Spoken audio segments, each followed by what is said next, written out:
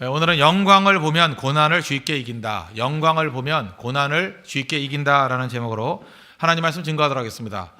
공간복음서 어디나 다 마찬가지입니다. 공간복음서를 이렇게 전반부와 후반부로 나눈다 그러면 그 기점이 되는 데가 어디냐? 예수님께서 가이사랴 빌립보에서 제자들과 문답을 나눌 때 그때로부터 전반부와 후반부를 나눌 수 있습니다. 이 가이사랴 빌립보에서의 문답 이후에 예수님께서 예루살렘에 가셔서 마지막 여행을 하시고 십자가에 달라 죽으신 것입니다. 그때 제일 먼저 물었죠. 사람들이 나를 누구라 하느냐? 그랬더니 어떤 사람은 엘리야라 그럽니다. 또 어떤 사람은 세례 요한이라 그럽니다. 어떤 사람들은 선지자 중에 하나라 그럽니다.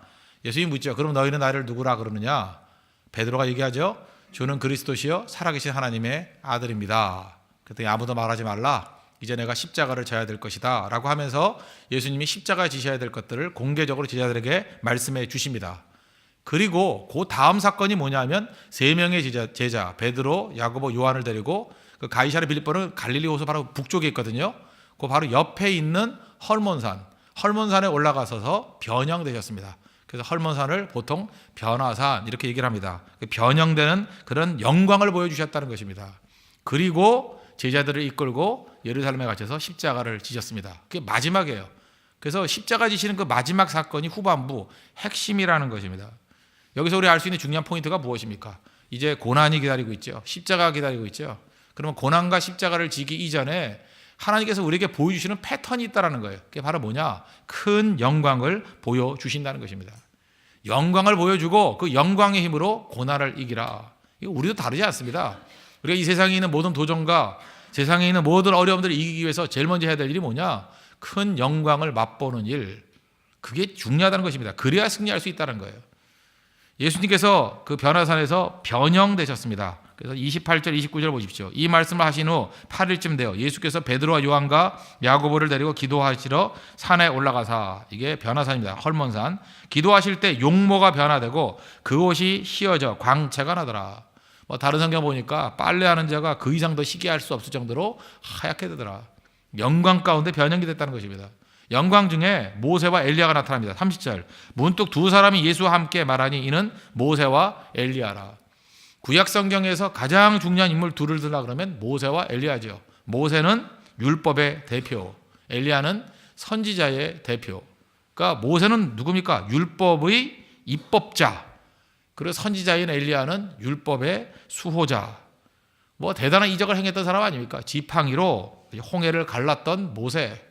또 하늘로부터 불이 내려가지고 이제 모든 재물을 다 핥아버리고 태워버리고 하늘에서 불이 떨어지게 만든 사람. 그리고 바알가스라의 850명의 선지자를 일시에 제거해버렸던 사람 엘리야 아닙니까? 그 모세와 엘리야가 나타났다는 거예요. 영광 중에 영광이죠. 그 모세와 엘리야가 예수님과 대화 나눌 때 그 대화의 핵심이 무엇입니까? 이게 누가복음에 나와 있습니다.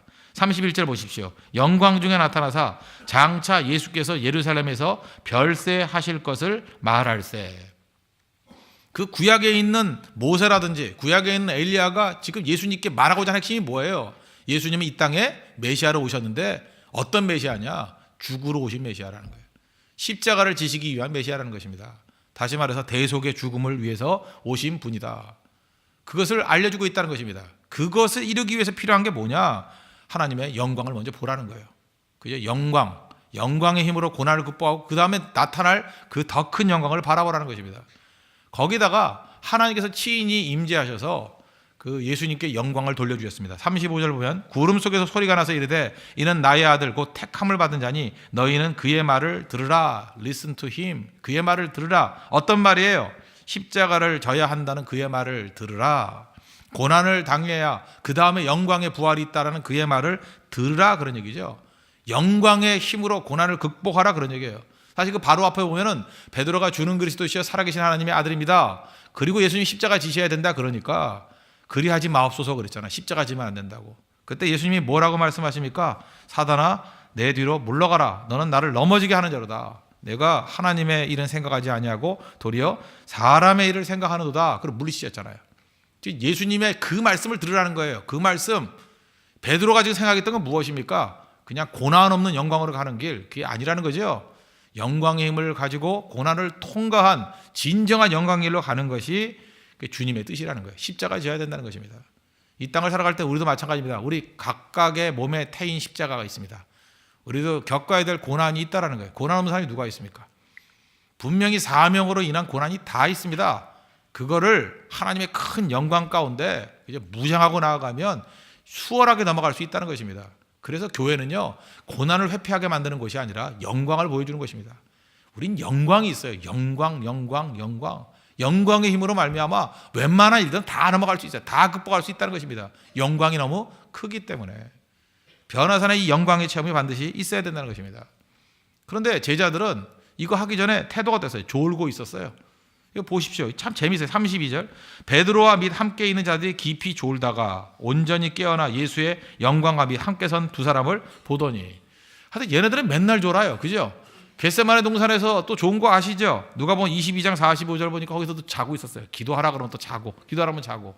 근데 누가복음 22장 45절 보니까 예수님이 왜 자는지에 대해서 정확한 해석을 해줬어요. 얘네들이 왜 자냐? 피곤해서? 피곤했어요? 뭐 낮에 노동을 많이 해서? 그랬을 것 같아요? 그거 아닙니다. 기도 후에 일어나 제자들에게 가서 이유가 뭐냐? 슬픔으로 인하여 잠든 것을 보시고, 이거의 핵심이에요. 왜 잠이 들었어요? 슬퍼서. 사람이 슬프면요 잠이 와요. 슬픔이란 게 뭐예요? 피하고 싶다는 거죠. 피하는 길이 잠이라고요. 너무 무서워서, 너무 괴로워서, 너무 슬퍼서 잔다는 거예요. 그래서 너무 힘들면 잠이 와요. 이 잠이 와서 잠이 아니에요. 잠자는 걸 통해서 회피하는 거예요. 피해버리는 거예요. 그래서 여기서 특별히 마음이 약한 사람들이 있죠. 믿음이 약하거나 마음이 약하거나 뭔가 이렇게 싸우는 걸 두려워하거나 이런 사람들 보면은 이상하게 잠이 와요. 잠이. 그래서 학교에서도 공부를 잘 못하는 아이들이 잠깐 자는 이유가 졸려서 자는 게 아니에요. 공부가 두려워서 자는 거예요. 잘 때만큼은 다 잊어버리잖아요. 그죠? 그런 거라고요. 그래서 잠이라는 건 이건 일종의 정신적인 문제예요. 정신적인 사망의 잠이거든요. 잘 보세요. 악한 영이 역사하면요 묘해요. 졸려서가 아니라 조는 영성이 지배해요. 정말이에요. 목사들이 이렇게 살아있는 말씀을 증거하지 않으면요 이게 조는 영성이 지배해요. 졸려서 자는 게 아니에요. 그게 졸고 싶은 거예요. 졸고 싶은 거라고. 또 하나님 말씀이 너무 강하게 다가올 때도 졸고 싶은 거예요. 왜? 졸아서 못 들었다 그러고 넘어가려고. 분명히 자기가 들어야 될 말씀인데 듣고 싶지 않은 거예요. 그럴 때 바로 조는 영아 나에게 와라. 그죠? 내가 졸고 싶다. 자고 싶다. 그러다 보니까 어떤 일이 벌어집니까? 자꾸만 멍청해져요. 악한 영이 역사되면 사람들이 자꾸 멍청해진다고요. 왜? 조는 영성이니까. 그리고 게으름이 역사예요. 이상하게 게을러져요 사람들이. 그래서 악령이 역사하게 되면 게을러지고요. 악령이 역사하면 멍청해지고요. 악령이 역사하면 자꾸 졸고요. 잘 보세요. 이렇게 뭔가 귀신에게 씌인 사람들 보면요. 또릿또릿한 사람 하나도 없어요. 밤낮 졸고 있지 않으면, 쓰러져 있지 않으면, 자고 있지 않으면 주변에서 많이 보잖아요. 항상 쓰러져 있어요. 이렇게 자고 있는 영성, 졸고 있는 영성. 근데 하나님의 영광을 보는 그 순간에 훤히 보이니까 깨어서 온전히 깨어나 일어났대요. 교회도 일어나야 됩니다. 영이 깨어나야 돼요. 각성이 있어요. 각성이 awakening, 각성이 일어나야 된다고요. 각성이 일어나야 된다고요. 영광을 바라볼 때 이렇게 일어나는 능력이 임하게 된다는 것입니다. 그래서 승리할 수 있다는 거예요. 바로 하나님께서 우리에게 그것을 위해서 우리를 불러주셨다는 것입니다. 그럼 우리가 해야 될 일이 뭐예요? 제일 중요한 거 영광 힘이죠. 그래서 그 사도들 베드로라든지 야고보라든지 요한 뭐 다 살필 수 있지만 베드로를 한번 살펴보십시오. 베드로가 쓴 성경이 베드로전서, 베드로후서 아닙니까? 그때 당시에 배경이 어떤 때냐? 네로 황제의 가장 큰 박해가 있을 때였습니다. 그래서 고난 중에 성도가 어떻게 살아야 될 것인가? 그 위로와 어떤 지침에 관한 말씀이 베드로전후서입니다. 그런데 베드로전후서의 그 흐름의 내용이 뭐냐 하면 어디서부터 모든 이론을 출발하느냐? 변화산 체험에서부터예요. 그래서 베드로 후서 1장 16절 보니까 우리는 그의 크신 위엄을 친히 본 자라. 사도 베드로가 그렇게 얘기해요. 나는 그 위엄을 친히 본 자라. 그 변화산에서 봤다라는 거예요. 거기서 출발하면서 베드로전서 4장 12절 같은데 이렇게 묘사합니다. 사랑하는 자들아 너희를 연단하려고 오는 불시험을 이상한 일 당하는 것 같이 이상히 여기지 말고. 네로 황제가 막 그 사자밥 만들고 그러지 않았어요? 그 경기장에다 집어넣고 그런 불시험 그걸 이상하게 여기지 말래요. 오히려 너희가 그리스도의 고난에 참여하는 것으로 즐거워하라. 이 제정신이 아니죠. 즐거워하래요. 이유가 뭐예요? 근데 이는 그의 영광을 나타내실 때 영광을 얘기하고 있어요. 영광.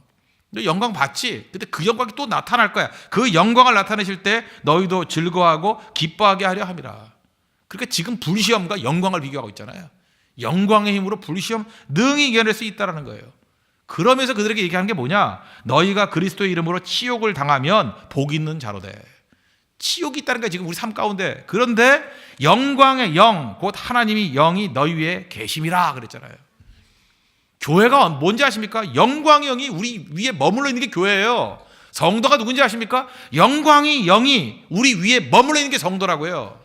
그래서 교회는요, 영광의 영이 머물러 있으면 어떤 난관과 어려움도 다 이겨낼 수 있습니다. 여러분 믿습니까? 그걸 붙들어요. 그거를. 내가 변화사에서 하나님의 영광의 영에게 한번 휩쓸린 바 되었다, 사로잡힌 바 되었다. 그때 모든 것을 다 이겼던 것과 마찬가지로 우리가 지금 불시험을 당하지만 우리 교회 가운데, 우리 성도 가운데 영광의 영이 머무르고 있다. 그럼 능히 승리할 수 있다는, 능히. 그래서 외적인 환경이 문제가 아니죠. 영광의 영이 임하느냐 안 하느냐, 그게 중요하다는 것입니다. 영광의 영이 임하면 이겨낼 수 있다는 거예요. 환경이 완전히 사방에 우겨쌈을 당한다 할지라도 우리는 죽지 아니에요. 이유가 뭐예요?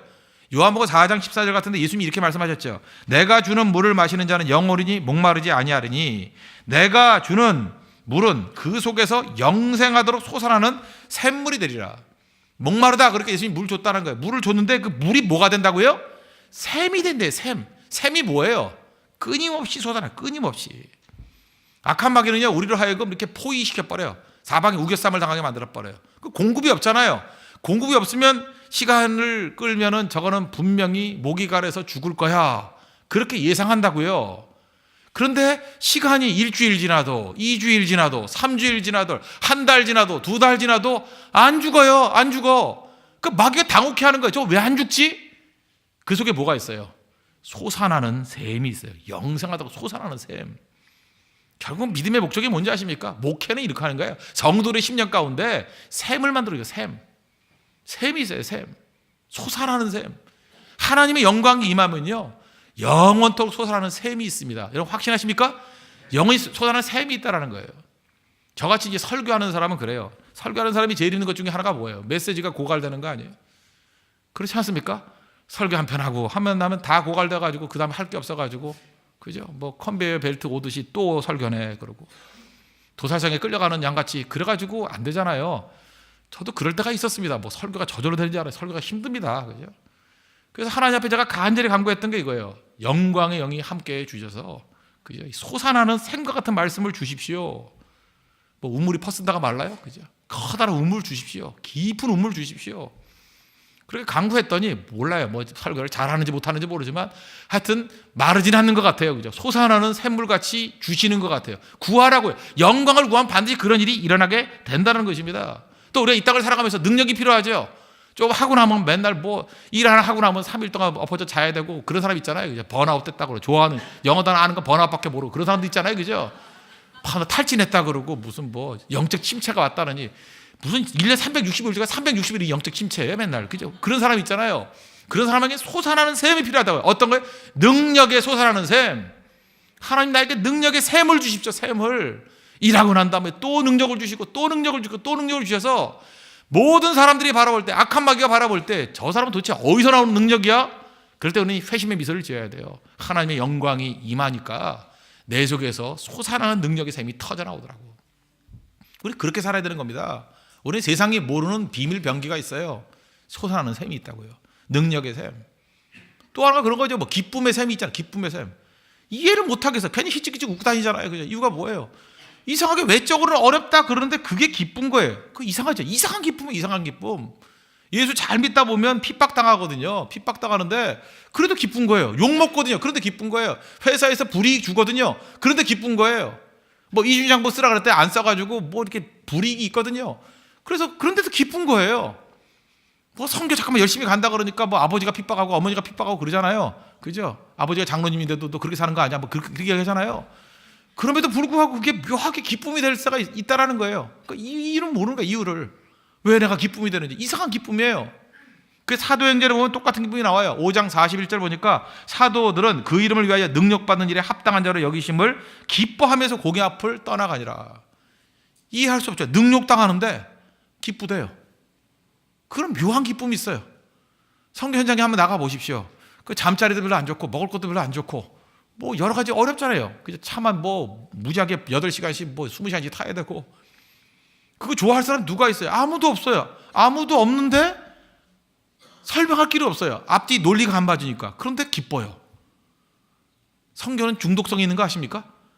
그래서 또 가려고 그래요. 돌아올 때쯤 되면 힘들어서 다음에는 이제 밀어야지. 그러다가 또 며칠 지나면 또 중독성이 있어가지고 그걸 위해서 부르심이 있는 것 같이 보이고, 그거 아니면 안 되는 것 같이 보이고. 이유가 뭐예요? 하나님의 성령께서 주시는, 영광 가운데 주시는, 그죠? 솟아나는 기쁨이 있기 때문에, 솟아나는 기쁨의 샘이 있기 때문에. 그게 하나님께 주신 능력이라는 것입니다. 그러므로 그 다음 단계, 우리가 제일 필요한 게 무엇입니까? 교회가 해야 될 일은 뭐냐? 뭐 고난을 피하게 해달라, 뭐 고난에 대해서 묵상하거나, 이게 아니라 영광을 구해야 됩니다. 영광을 본 자는요 능히 고난을 이겨냅니다. 영광.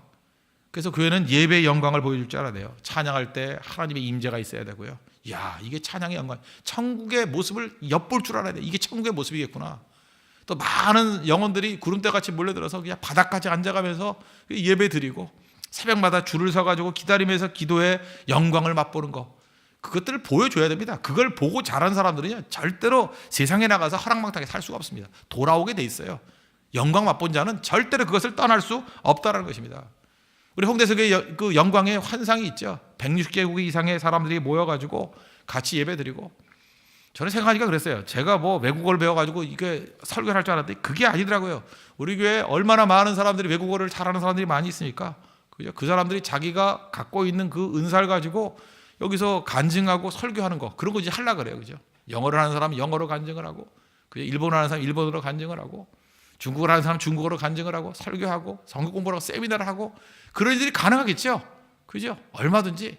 그래서 많은 사람들이 모여가지고 뭐 전체를 다 뭐 외국어로 할 수 있는 능력은 안 되겠지만, 뭐 예수님이 당신을 사랑하십니다. 그리고 그 다음에 또 영어로 뭐 Jesus loves you, 그리고 중국어로 뭐예요? 예수 아이니, 그리고 일본어는 뭐예요?